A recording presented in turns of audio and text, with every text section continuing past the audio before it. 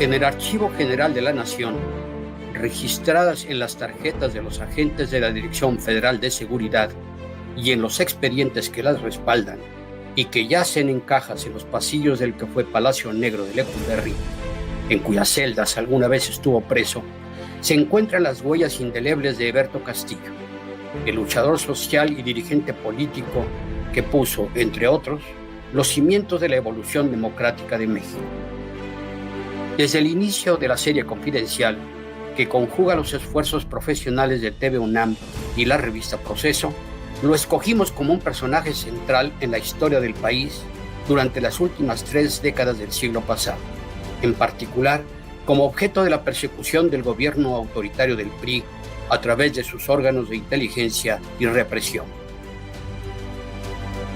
Objeto de seguimientos, golpizas, detenciones y encarcelamientos, a Heberto Castillo, líder magisterial en el movimiento estudiantil popular de 1968 y creador, entre otras organizaciones políticas, del Partido Mexicano de los Trabajadores, está dedicado el tercer capítulo de Confidencial, complemento histórico natural de los que lo antecedieron, en los que nos ocupamos de las preclaras figuras del periodista Julio Scherer García y del líder sindical, campesino y guerrillero Genaro Vázquez Rojas.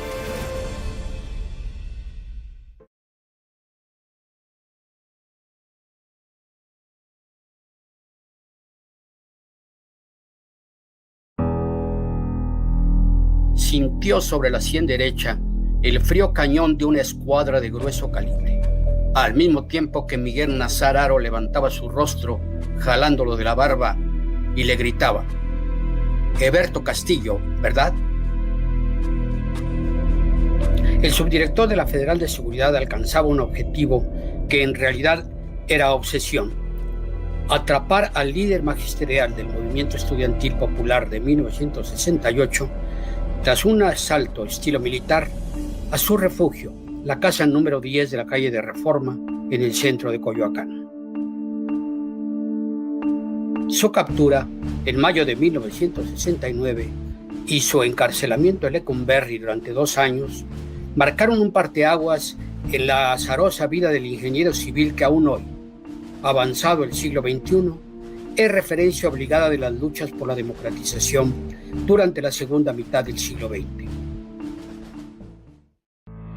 Heberto Castillo murió en 1997, antes de ver concretada la alternancia del signo político en la presidencia de la República, pero vivió lo suficiente para contribuir decisivamente a crear las condiciones que la permitieron.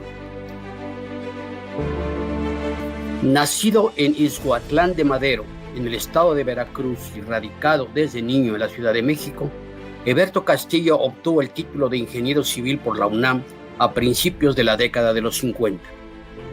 Fue maestro tanto en la Facultad de Ingeniería como en la Escuela Superior de Ingeniería Mecánica y Eléctrica del Instituto Politécnico Nacional. Desde las aulas, muy joven aún, hizo aportaciones novedosas en materia de construcción.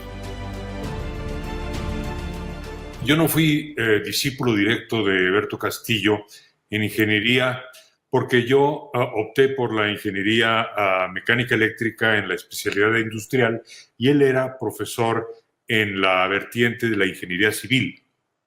Pero estudié en un manual, en un librito de resistencia de materiales hecho por Heberto Castillo en 1967. Y era un libro extraordinario en su claridad. Nos transmitió tal entusiasmo que yo me convertí en profesor asistente de esa materia. Así me interesó y me gustó el manual aquel, el libro aquel de Heberto Castillo, que era clarísimo. Me acuerdo que, no entro en detalles, pero que trataba de teoría de vectores. Era pues cómo hacer puentes, cómo hacer losas, cómo hacer la resistencia de los materiales de construcción. Y a mí me interesó muchísimo eso, sobre todo por la claridad con la que estaba expuesto. Este fue mi primer acercamiento, digamos, virtual con Heberto Castillo. Muy joven también se involucró en movimientos sociales. Fue a través de Janitzio Múgica, hijo del general Francisco Múgica, como tuvo contacto con el general Lázaro Cárdenas y con su hijo Cuauhtémoc, con quien había coincidido en la Facultad de Ingeniería. El propio Lázaro lo invitaba ocasionalmente a que lo acompañara en sus giras de trabajo como presidente de la Comisión del Río Balsas. Su vida política tomó rumbo definitivo cuando el propio expresidente de la República lo invitó a participar en 1961 en la Conferencia Latinoamericana por la Soberanía Nacional, la Independencia Económica y la Paz, efectuada en la capital del país, en medio de la efervescencia social provocada por el triunfo de la Revolución Cubana. De esa conferencia surgió el proyecto de crear el Movimiento de Liberación Nacional, en cuya fundación fue una figura relevante Heberto Castillo. Por entonces, conoció al líder magisterial y campesino Genaro Vázquez Rojas, quien en un principio rechazó integrar su alianza cívica guerrerense al MLN, por considerarlo una forma de mediatizar la lucha contra el régimen priista. Años más tarde, sin embargo, Vázquez Rojas se unió al movimiento y fue precisamente saliendo de su sede en el centro de la capital cuando en 1966 fue capturado por agentes judiciales de Guerrero y conducido a la cárcel de Iguala. Había estado reunido casualmente con el propio Heberto. En el curso de los años 60, Castillo fue un actor importante en las grandes movilizaciones laborales que sacudieron al país. Participó en el paro de los ferrocarrileros, que en 1960 llevó a la cárcel a sus líderes Demetrio Vallejo y Valentín Campa, y en el de los médicos de 1965. En algún momento se incorporó a mítines y manifestaciones de la propia Alianza Cívica Guerrerense, a la que Vázquez Rojas había agregado ya el nombre de revolucionario.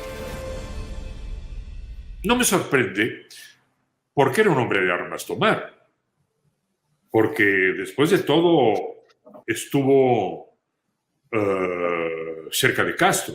No me sorprende porque la perspectiva guerrillera a raíz del triunfo de la Revolución Cubana pues era muy generalizada. Este tipo de guerrilleros levantaron, despertaron y era natural el interés y la simpatía de las corrientes de izquierda. Pero yo creo que lo que predominó en Heberto fue el ingeniero, el institucional, el estructurador, revolucionario sí, pero también un hombre reformista. Y la labor de Heberto Castillo en la estructuración de la izquierda mexicana en un partido fue fundamental. Y no era un partido caudillista. Heberto Castillo tuvo el acto anticaudillista por antonomasia. Renunció a su candidatura presidencial. Caray, no me acuerdo de muchos otros, fíjate.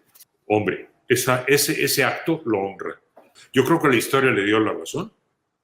En la medida en que la izquierda llegó al poder, ha llegado al poder y llegó al poder desde la Ciudad de México, desde el 97, a través de un partido político, se vio perfectamente claro que la vía revolucionaria y violenta no era la mejor vía, que la mejor vía era la vía de las urnas y la vía del convencimiento y la vía de la persuasión. Como dirigente del Movimiento de Liberación Nacional, Heberto encabezó la delegación mexicana a la primera conferencia de solidaridad con los pueblos de Asia, África y América Latina en La Habana en 1966. Bien puede decirse que ese viaje detonó la vigilancia persecutoria, estrecha, abierta o clandestina, de las figuras relevantes de la izquierda nacional.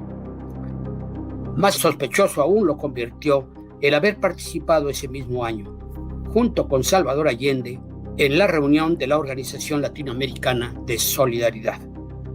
Heberto Castillo, yo diría, empezó o coincidimos en la actividad política ya cuando empezó a desarrollarse el Movimiento de Liberación Nacional. Esto es hacia mediados finales de 1961. El movimiento surge como una de las resoluciones de lo que fue la Conferencia Latinoamericana por la Soberanía Nacional, la Emancipación Económica y la Paz, celebrada aquí en la Ciudad de México en marzo de 1961. Y una de las resoluciones de esta conferencia, que fue muy concurrida por representantes de partidos y organizaciones políticas y sociales de toda Latinoamérica, fue, como digo, una resolución de la conferencia que decía que en cada uno de los países del continente habría que crear un movimiento de liberación nacional. Y cuando arranca el movimiento de liberación, Heberto, entre otros muchos, se suma también a impulsar este movimiento.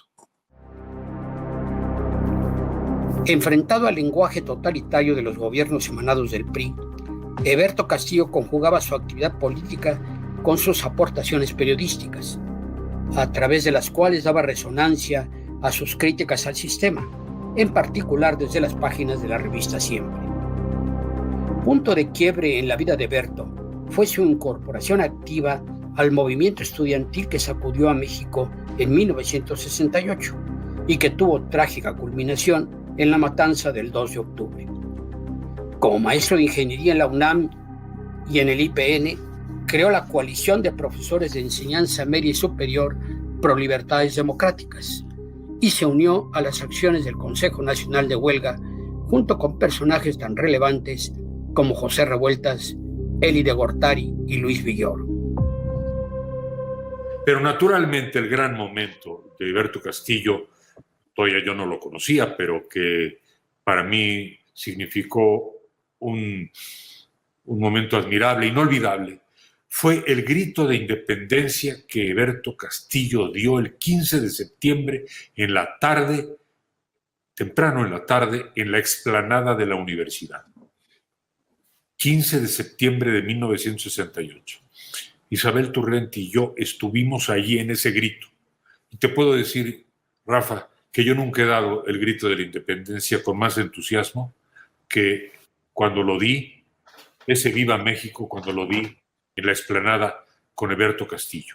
Eso provocó tal odio en Díaz Ordaz que creo que fue la gota que derramó el vaso para que ordenara el 18 de septiembre de ese mismo año de 68 la invasión del ejército a la universidad, porque pensaba que Heberto Castillo de verdad quería ser presidente de México. Y hombre, a mí me hubiera encantado que hubiese sido presidente de México, Heberto. Este mismo episodio lo evoca el propio Castillo en el libro Si te agarran, te van a matar. El 15 de septiembre hubo Noche Mexicana en Seúl. Miles de estudiantes y sus familiares celebraron la independencia nacional. El Consejo Nacional de Huelga, por conducto de Marcelino Perelló, según recuerdo, me invitó a dar el grito esa noche. Así lo hice, agregando a los vítores por nuestros héroes el aplauso a la lucha que por su liberación dan los pueblos oprimidos del mundo. 3 días después, tropas del ejército tomaron la ciudad universitaria. En los hechos, Heberto ya era fugitivo desde un par de semanas antes. La policía política del gobierno lo perseguía con encono. Al día siguiente de la gran manifestación del 27 de agosto, donde fue orador en el mitin que reunió a 400,000 estudiantes en el Zócalo, a las puertas de su casa en Copilco, fue asaltado violentamente por agentes policíacos que intentaron subirlo a un automóvil. Logró escapar y a través de los pedregales que la rodean, llegó malherido a Ciudad Universitaria. Fue atendido por una guardia de estudiantes de medicina que lo internaron en el Centro de Salud de Seúl.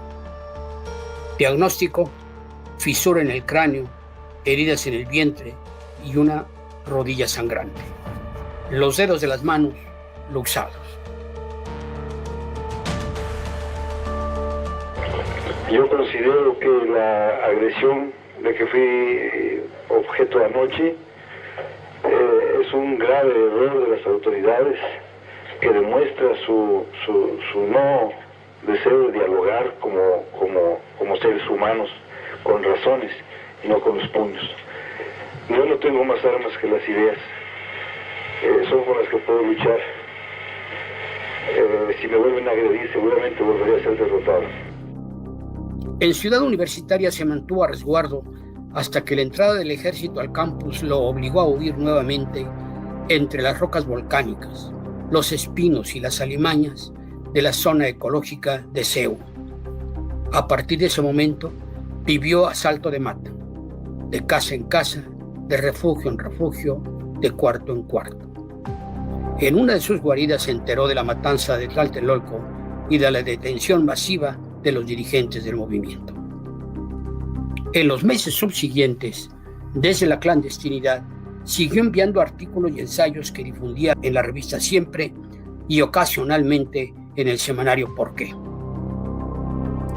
El abogado Emilio Krieger, que más tarde sería defensor de los muchachos presos en Lecumberri, lo alojó en su domicilio. Ahí acudió a verlo Lázaro Cárdenas. Te tienen coraje, le dijo el general, porque eres independiente. El presidente te tiene coraje. No te quiere. Si te agarran, te van a matar. Cárdenas le ofreció darle protección, enviarlo fuera del país. Pero el ingeniero contestó, rotundo: no, general, me quedo. No tengo la fuerza, pero tengo la razón. Mientras tanto, a la par que sus actividades políticas y periodísticas, Heberto Castillo desarrollaba invenciones en materia de construcción. De hecho, a su legado político y social unió una importante herencia en materia de estructuras. Ideó la tridilosa, un sistema tridimensional de estructuras mixtas de hierro y concreto que permite la erección de losas de gran tamaño con un mínimo de material. Desde la clandestinidad, por ejemplo, según recuerda su hijo, el arquitecto Javier Castillo Juárez, terminó los cálculos estructurales del Hotel de México, ahora World Trade Center de la Ciudad de México, del cual presumió el propietario Manuel Suárez y del que no tuvo Heberto Castillo el crédito que merecía. A nosotros nos vigilaban y en una ocasión, una semana antes de que lo aprendieran, yo fui a pasar toda la semana con él, que fue la única ocasión en la que estuve con él. Él estaba viviendo en la calle de Reforma, también en el mero centro de Coyoacán, que fue de ahí donde lo aprendieron. Y estuve durante una semana que se me hizo pues muy corta, pero que era muy largo el tiempo para la clandestinidad finalmente. Y posteriormente fue que lo aprendieron. Entonces una de las cosas que decían es que a lo mejor había tenido de alguna forma que ver el hecho de estarlo visitando, ¿verdad? Dentro de todo este clandestinaje. Estuvo encarcelado en la prisión de Lecumberri un par de años, compartiendo experiencias con otros maestros detenidos y sobre todo con muchos jóvenes estudiantes, todos, como él, presos políticos del gobierno. Ahí aprendió, relataba, a querer mejor. Amo más a la vida, escribía. Amo más a mi mujer, a mis hijos, a mi pueblo. Ese pueblo que no conozco, ese que trabaja en el campo o en la fábrica, ese que produce la riqueza, ese que debe liberarse. Como el resto de los presos políticos, en la cárcel fue víctima del hostigamiento y aún de las agresiones de reos comunes, asusados por las autoridades del penal.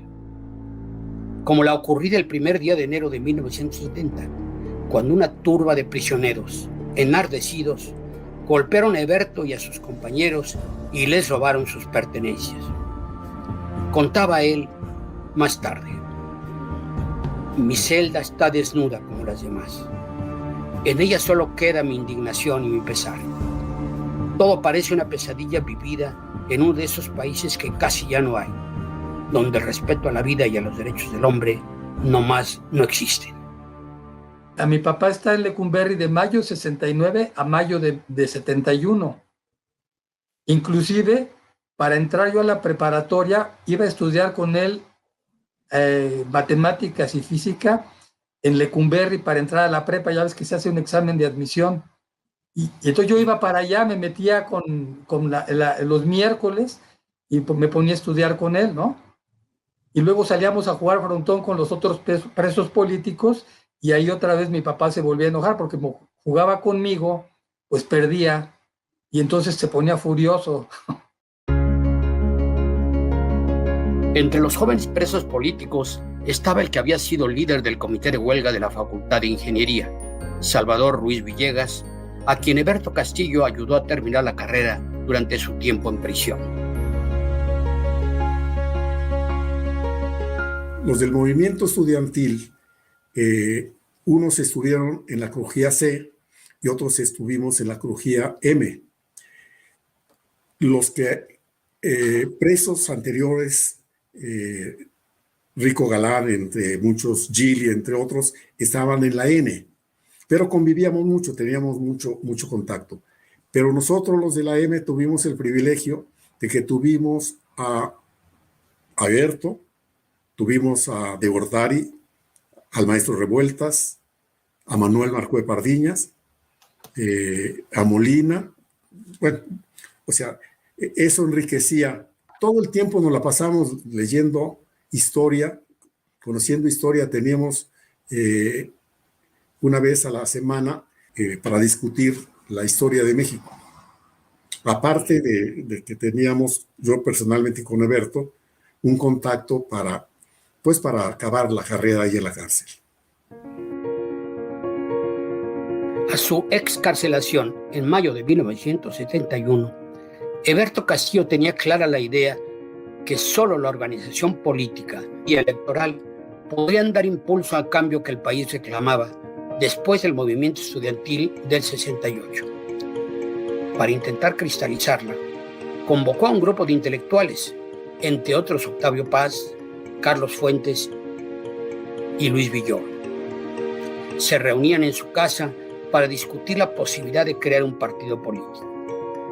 A ese grupo se unieron antiguos compañeros suyos del Movimiento de Liberación Nacional, como Demetrio Vallejo, y jóvenes activistas como Francisco José Paoli, procedente de las filas de la Democracia Cristiana.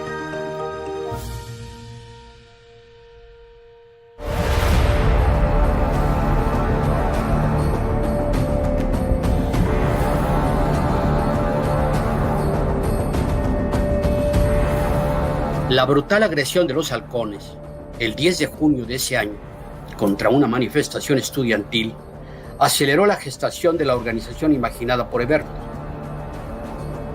Y el 21 de septiembre se lanzó el llamado público a unirse a él en un documento redactado por Carlos Fuentes y suscrito por los intelectuales que había invitado Castillo. Poco tiempo después, sin embargo, algunos de ellos abandonaron el movimiento. Primero hubo una proximidad muy interesante, pero bueno, yo le pregunté a Octavio Paz, él dio una conferencia el año 71 en Nueva York, y yo estaba entonces haciendo una maestría en sociología en la Universidad de Nueva York. Entonces asistí a esta conferencia y al terminar la conferencia yo le pregunté, platicamos, y me dijo, bueno, yo admiro mucho a Eberto, lo estimo mucho, pero yo no estaba en la perspectiva de la formación de un partido, sino me parecía un movimiento que impulsara la democracia, etc. Entonces, no sé cuáles fueron las razones de cada uno para separarse, pero el asunto con Carlos Fuentes fue que él se vinculó al gobierno de Echeverría y fue nombrado embajador en Francia, en París, ¿verdad? Este grupo de intelectuales había llegado a una conclusión, no sé cuántos, si todos, pero había llegado a una conclusión de que era, y así lo pronunciaron, era un grupo que más o menos orientaba Fernando Benítez. Y él escribió un artículo diciendo, Echeverría o el fascismo, no tenemos más opción. Y como nosotros no somos fascistas, pues nos sumamos a Echeverría. Y se sumaron para apoyar el gobierno de Echeverría, lo cual pues sí contravenía la posibilidad de estar conectados con una formación política que se estaba organizando, que era de oposición. Yo creo que Octavio fue injusto con Eberto, pero Gabriel Said lo reconoció mucho y yo también en los años 70 cuando escribí esos artículos formidables de crítica en Proceso a López Portillo y al gaseoducto. Yo escribí sobre esas valentía y esa inteligencia del ingeniero Alberto Castillo. Era junto con Said el gran crítico del faraonismo petrolero de López Portillo. Entonces, no pertenecía a esa izquierda que Octavio Paz llamó retogona porque Eberto no era dogmático. Eberto pertenecía a esa izquierda mexicana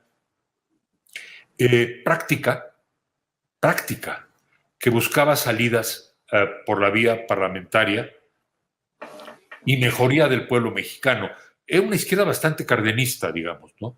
Yo creo que Octavio no valoró eso.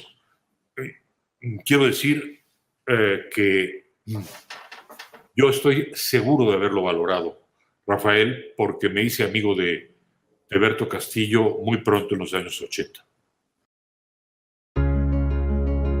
Para efectos prácticos, con Eberto y Vallejo a la cabeza, se creó el Comité Nacional de Auscultación y Consulta, cuyos integrantes recorrieron el país con el fin de formar comités de base. Al mismo tiempo, Castillo continuaba sus encendidas críticas al gobierno de Luis Echeverría en la revista Siempre. En 1973 se incorporó a las páginas editoriales del Excelsior de Julio Scherer García, al lado de un nutrido grupo de analistas que contribuyeron a convertir al diario en el adalid del periodismo crítico.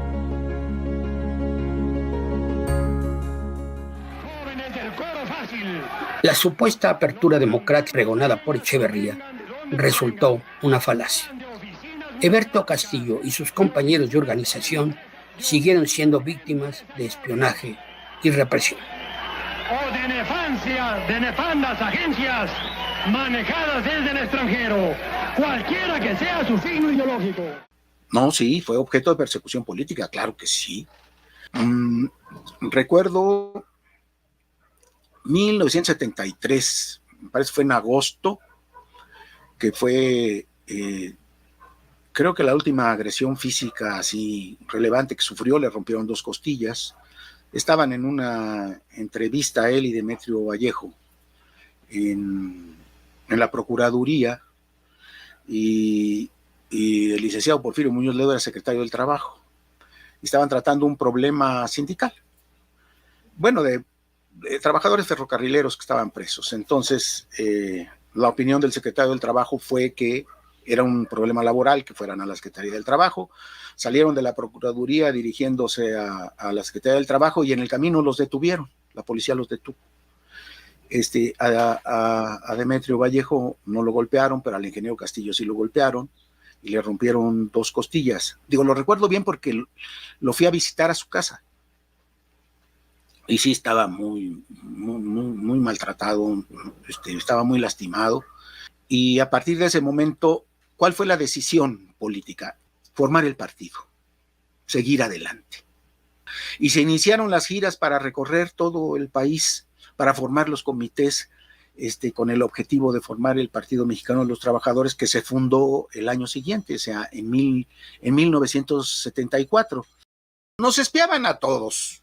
Detectamos a varios agentes de gobernación infiltrados. Sí éramos vigilados, definitivamente. Había quienes eran más vigilados que otros. Yo era un militante de base, era muy joven. Pero el ingeniero Castillo, pues le seguían con toda seguridad todos los pasos, igual que a Demetrio Vallejo, ¿no? En julio de 1976, Eberto Castillo se unió al enorme grupo de periodistas y articulistas que abandonaron Excelsior tras el golpe propiciado por el propio Echeverría, que culminó con la salida de Scherer de la dirección del diario. A partir de noviembre de ese mismo año, al nacimiento de la revista Proceso, fundada por Scherer García, se integró a su equipo de colaboradores. 2 años antes, en septiembre de 1974, finalmente la organización política derivada del activismo de Berto y Vallejo había concretado el sueño de 1971 y se había convertido, aún sin registro, en el Partido Mexicano de los Trabajadores. Uno era el que era un partido nacido de la entraña del pueblo, así decíamos. Este es un partido nacido de la entraña del pueblo. Y Eberto solía decir, este partido debe ser la universidad donde el pueblo aprenda a hacer su política, de trabajadores del campo, de la ciudad, de intelectuales. Otro acierto más de Eberto fue el convocar a los intelectuales y artistas. Fue maravilloso, fue un periodo creativo muy, muy bonito con todo el capital político que se tenía. Participaron Oscar Chávez y compañía, Rius, entre otros, y un montón de intelectuales de izquierda que aportaban mucho.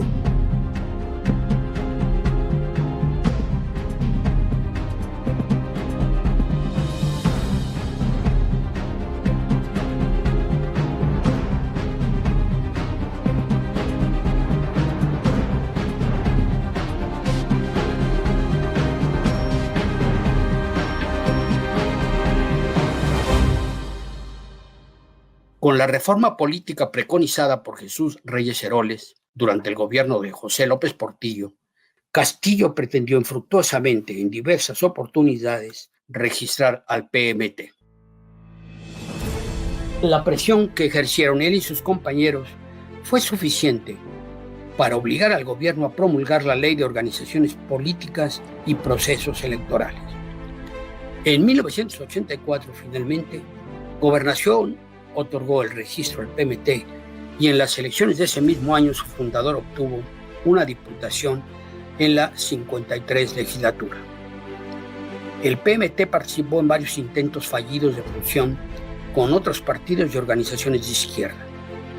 El proyecto cristalizó finalmente en marzo de 1987 con la creación del Partido Mexicano Socialista, que unió al PMT, al Movimiento Revolucionario del Pueblo, al Partido Socialista Unificado de México y al Patriótico Revolucionario. Eberto Castillo fue designado por elección interna candidato presidencial por el PMS para las elecciones generales de 1988. En la etapa final de la campaña, un mes antes de los comicios, declinó en favor de Cuauhtémoc Cárdenas, candidato del Frente Democrático Nacional, al que se le dio el 2.11% de los votos obtenidos por el PMS. Hubo a lo largo de la campaña de 88 varios intentos de tener un solo candidato de las fuerzas progresistas. Un primer intento se hizo por ahí debe haber sido febrero, marzo de 1988, que no cuajó. Por distintas razones no pudo formarse una candidatura unida, unificada de las fuerzas democráticas. Y seguramente al correr de la campaña yo hice, recuerdo bien, varios llamados a la unificación, y hacia finales de mayo se dio una respuesta por parte del PMS de que iniciáramos pláticas, de que empezáramos a ver qué es lo que habría que hacer para efectivamente llegar al día de la elección, en el primer domingo de julio, con una candidatura unificada. Cuando mi papá fue candidato, eso también yo lo entiendo, cuando eran candidatos y coincidieron Cloutier con Cuauhtémoc y con doña Rosario, mi papá se fue un poco de largo con la manera en que trató al ingeniero Cárdenas, cuando vio que el ingeniero Cárdenas tomaba más popularidad que él, antes de declinar. Entonces, mi padre ahí hizo unas declaraciones muy fuertes del ingeniero Cárdenas y ahí como que hubo un distanciamiento, ¿no? Y entonces ahí cuando mi papá hizo esas declaraciones, sí lesionó un poco esa relación que había tenido con la familia Cárdenas, ¿no? Y bueno, pues ya el tiempo fue borrando eso, pero pero yo creo que viniendo de mi papá, un calificativo o algo siempre era pesado, ¿no? Antes de declinar, sí le decíamos que cómo estaban las cosas. Yo le decía en Michoacán cómo estaban, ¿no? La gente estaba muy del lado de Cuauhtémoc y él decía que se iba a morir en la raya. Pero ya después una tarde me llamó por teléfono y me avisó, dice, oye, mañana voy a hacer mi declinación a favor de Cuauhtémoc. Entonces, pues sí me sorprendió porque me había dicho primero que no, ¿no? Y yo pienso que estuvo correcto lo que hizo porque él nunca buscó el poder, él buscaba que cambiara el país, ¿no? A raíz de las fraudulentas elecciones que dieron como triunfador al priista Carlos Salinas de Gortari, diversas organizaciones de izquierda a las que se incorporó el PMS decidieron dar vida a un nuevo partido, el de la Revolución Democrática, que solicitó su registro en mayo del año siguiente. A ellos se unió la Corriente Democrática, escindida del PRI, con el propio Cuauhtémoc Cárdenas, Porfirio Muñoz Ledo e Ifigenia Martínez a la cabeza. Todo indicaba que por fin la izquierda mexicana lograba unificarse en busca del poder nacional. En las elecciones intermedias de 1991, el PRD alcanzó el 8% de la votación general, con lo que obtuvo 41 diputados federales. Un año después, Heberto Castillo aceptó ser su candidato al gobierno de Veracruz e hizo una muy complicada campaña. Fue su coordinador Andrés Manuel López Obrador, que había sido presidente estatal del PRD en Tabasco. Desarraigado de la entidad, enfrentó inclusive diferencias con sus propios correligionarios y obtuvo poco más de 210,000 votos contra el millón de su rival del PRI, Patricio Chirinos. En las elecciones de 1994, Heberto Castillo obtuvo una senaduría por el PRD, ya dirigido entonces por López Obrador. Apenas 3 años después, falleció de un infarto al miocardio. Tuvo tiempo, sin embargo, de participar en su calidad de senador en la formación de la Comisión de Concordia y Pacificación para Chiapas, junto con el panista Luis H. Álvarez, determinantes ambos en la promulgación de la Ley de la Cultura y los Derechos Indígenas. El Senado lo galardonó con la medalla Belisario Domínguez, que fue entregada a su viuda María Teresa Juárez el 3 de octubre de 1997. Por decreto del presidente Vicente Fox, en 2004 sus restos fueron trasladados a la Rotonda de las Personas Ilustres. De manera singular, Heberto Castillo vinculó a su esposa y a sus 4 hijos, Heberto, Javier, Héctor e Itzel, tanto a su vida política como a su actividad periodística y aún a la construcción. 3 de ellos estudiaron arquitectura, lo que hacía decir al luchador social. Esto demuestra que la arquitectura es hija de la ingeniería.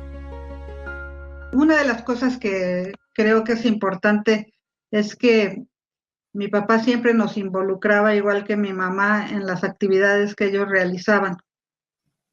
Por eso, desde que éramos muy pequeños, andábamos con él.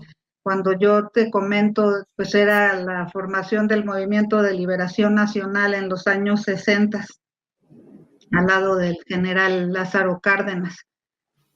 Y posteriormente, también cuando se conforma el Partido Mexicano de los Trabajadores en los años 70, yo acompañaba a mi papá, siendo muy joven, adolescente, y lo acompañaba también dentro de las giras que se estaban haciendo al interior de la República.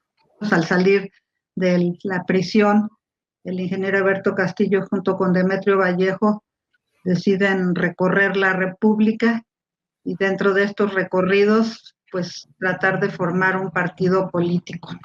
Y en esos recorridos, pues en algunas de las ocasiones los acompañaba a mi papá y a mi mamá y podía participar en las actividades que estaban haciendo los jóvenes. Javier Castillo Suárez evoca como la parte que más les afectó como familia el involucramiento de su padre en la creación del Movimiento de Liberación Nacional. Eran sus hijos muy pequeños cuando los llevaba a las reuniones del MLN en la calle del Salvador, en el centro de la Ciudad de México. Reuniones llenas de obreros y campesinos que se contraponían con el entorno de una familia de clase media que vivía en la colonia Narvarte. Para los niños era difícil comprender que un ingeniero exitoso y de trayectoria reconocida estuviera metiéndose en esas broncas. Su madre, Teresa Juárez, estaba plenamente incorporada a la vida política de su marido. Bueno, nosotros no teníamos alternativa, mi mamá sí tenía alternativa para tomar otro camino, pero ahora en los últimos días de vida de mi madre le preguntaba yo precisamente eso, le digo, oye mamá, ¿tú eras consciente de a dónde nos estaba llevando mi padre o estaban muy enamorados y tú entraste en ese rollo pues por seguir a mi padre, ¿no? Y me decía mi mamá al final de sus días, ¿no? Tal vez en unos 20 días antes de que falleciera, me dice, fueron las dos cosas, hijo. Estábamos muy enamorados y yo también tenía una conciencia, no como la de tu padre, pero sí bastante desarrollada, ¿no? Entonces se metieron en esa lucha y pues ahí iba mi mamá con 4 criaturas. Ese es el entorno, esa es mi primera imagen de mi padre, ¿no? Él fue fundamental para estos cambios de carácter positivo que ha habido y desde luego para señalar en distintas obras, en distintos escritos, libros que tiene, pues la importancia de la lucha, por ejemplo, por la soberanía nacional, porque el petróleo se manejara y se utilizara como un motor del crecimiento económico, de la industrialización y de la soberanía misma del país. Me parece que en esto las contribuciones de Berto son muy importantes. Yo creo que Berto tenía un ideal de justicia social cercano a la tradición cardenista de México, cercano también al espíritu original de la Revolución Cubana, pero era un ideal no dogmático, ni rígido. No olvidemos nunca que fue un ingeniero práctico. Trabajó, como muy pocos otros mexicanos de izquierda, para que ese ideal se hiciera realidad. Yo creo que ese ideal empezó a hacerse realidad en la candidatura de Cuauhtémoc Cárdenas y en el triunfo de Cuauhtémoc Cárdenas, y que en alguna medida el lugar que ocupa desde entonces la izquierda mexicana se debe en una medida importante a Alberto Castillo. Ahora bien, ¿qué tanto de ese ideal se ha cumplido? Bueno, yo prefiero dejárselo esta pregunta abierta al balance que se haga muy pronto, en los próximos años. Temo que muchos de los ideales no han sido instrumentados debidamente. Se ha necesitado ingeniería, se ha necesitado sentido práctico y sentido de la realidad. Me temo que estaría muy confundido Alberto Castillo y probablemente también decepcionado en un sentido. Pero yo no soy espiritista ni puedo de ninguna manera erigirme en intérprete de lo que el gran maestro, el gran ingeniero de puentes cívicos y de puentes físicos que fue Alberto Castillo pensaría en este momento. Mira, yo creo que el papel principal de Berto fue el despertar una conciencia ciudadana de apoyo a los derechos humanos, particularmente los derechos de los trabajadores. Yo creo que Berto, desde muy temprano, desde que se vinculó al Movimiento de Liberación Nacional, se hizo de esa idea de que para formar una organización política hay que escuchar a la gente, hablar directamente con la gente. Y siguió en esa tarea, en la que fue forjándose como un líder de conciencia cívica, de conciencia ciudadana, de conciencia política que los ciudadanos debemos tener para ejercer nuestros derechos. Yo le asignaría ese papel. Eberto y Vallejo tenían muy claro lo que era un partido de masas, que era el que queríamos construir, no de cuadros. El esfuerzo de Eberto, que fue muy hermoso, muy bonito, de Vallejo, fue pues diluyéndose en este camino supuestamente a la transición democrática, en el que, desde mi punto de vista, los poderes de las oligarquías, de los caciques de este país, más la descomposición social que se ha tenido con la delincuencia organizada y los grupos delincuenciales que hay en todo el país, que tienen verdaderos territorios dominados, no fue lo que esperábamos. Tenemos que empezar de nuevo. Esto no era lo que nosotros queríamos. Un hombre multifacético. Multifacético como intelectual, como político y también como ser humano. Si pueden sintetizar en muy pocas palabras esta característica multifacética de su vida, en la congruencia como científico, la congruencia como periodista, la congruencia como analista, la congruencia intelectual, la congruencia como ser humano y su tenacidad. Indiscutiblemente, congruencia y tenacidad, creo que son dos palabras que sintetizan estas características del ingeniero Castillo. Me parece que es una figura muy importante que participa desde diferentes trincheras, pero que especialmente una de las cuestiones que logra es hacer un trabajo social desde la vida partidista. Considera él que tiene que ser algo no dogmático, sino que tiene que haber un instrumento de lucha de los trabajadores para la transformación del país, y en eso pues pone todo su empeño. Y uno de sus puntos más relevantes pues es la participación en contra de la política energética impulsada por José López Portillo. Mi papá pintó 3 cuadros que pintó él estando preso en Lecumberri, que le digo a mi hermana, antes de que nos vayamos tú y yo de aquí, esos 3 cuadros deberían estar en algún museo o algún memorial.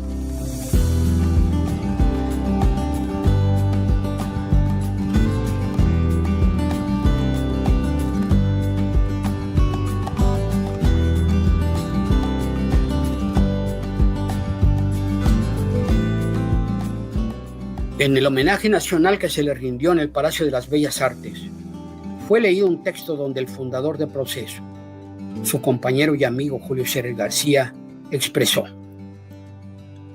al igual que otros pensadores ilustres, sostuvo que la muerte pertenece a la vida y que la vida no es de la muerte.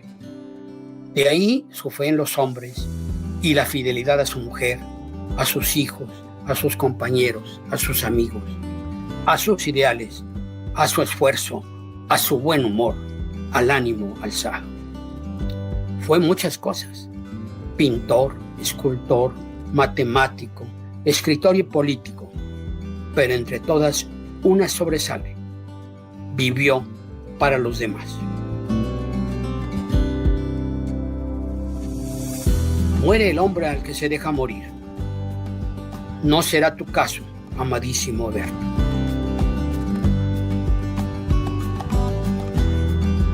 Por mi parte, en lo personal conservo con emoción la imagen de Eberto Castillo asistiendo fraternalmente a las comidas de aniversario de Proceso, abrazado a don Julio, a Vicente Leñero, a Enrique Massa. La mirada clara, la sonrisa abierta, el whisky en la mano, el juicio prístino y la expresión exacta.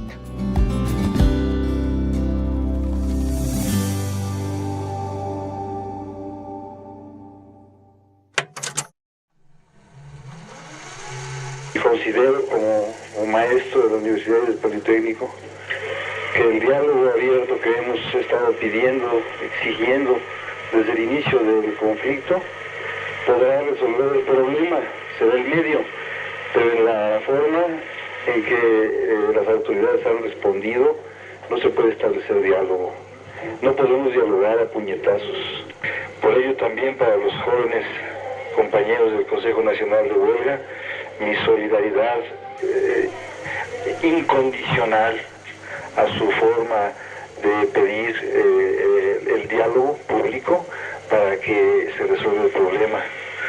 Estamos conscientes de que este movimiento de salir adelante en México abrirá perspectivas democráticas para la vida del país y contribuiremos como ciudadanos a mejorar las condiciones en las cuales el pueblo puede expresarse realmente en los instrumentos del poder.